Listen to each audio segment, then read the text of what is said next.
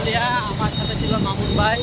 তো আপনারা আমাদের সাথে থাকবেন, বারোলিয়া দেখা যাবে, বারোলিয়া আমরা নিয়ে যাবো ঘুরতে, সাথে থাকবেন সবাই।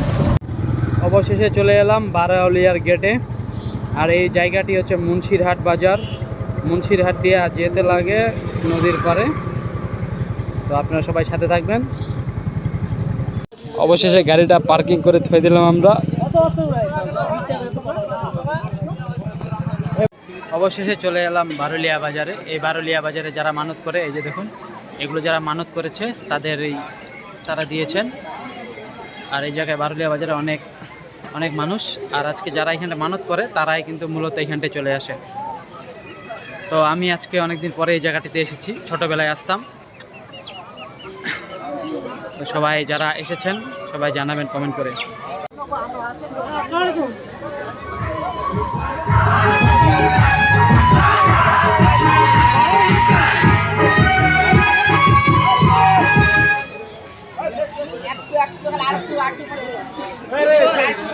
যারা যারা এখানটায় মানত করেছে তাদের জন্য এখানটায়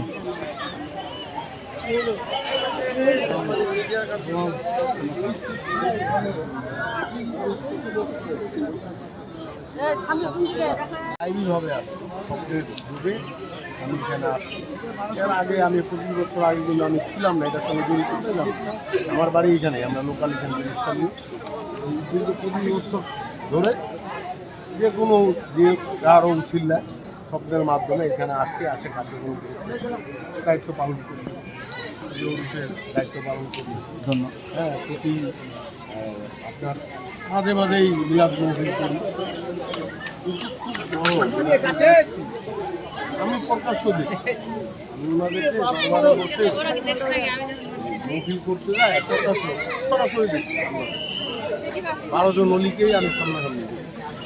যেমন আমার মনে হয় এইরকম ধরনের ব্যক্তি আমাদের গোটা এলাকার ভিতরে ওনাদের সঙ্গে সরাসরি যারা মহফিলে বসে তারা দেখছে যে তার কারিশমাটা কি এবং খুব বড়। যে কেউ বিয়াদবি করছে, এখানে কোনো ছাড়। আমরা যেমন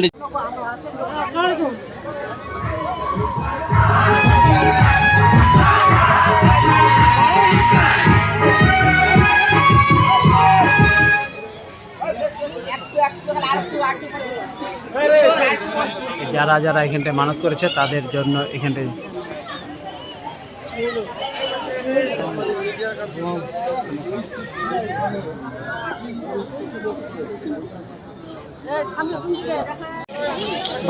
কিয়ামেটি